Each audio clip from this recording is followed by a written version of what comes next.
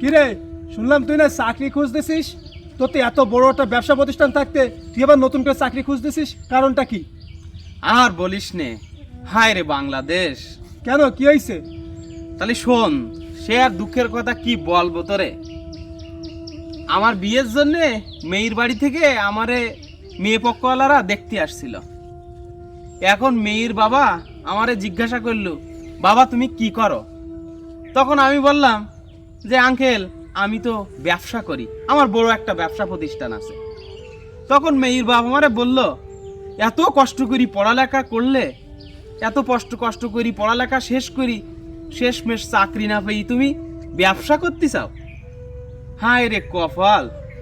পরে ওই মেয়ে বাপ ওই বলি চলে গেল, আর পরে তারা যোগাযোগ করেনি।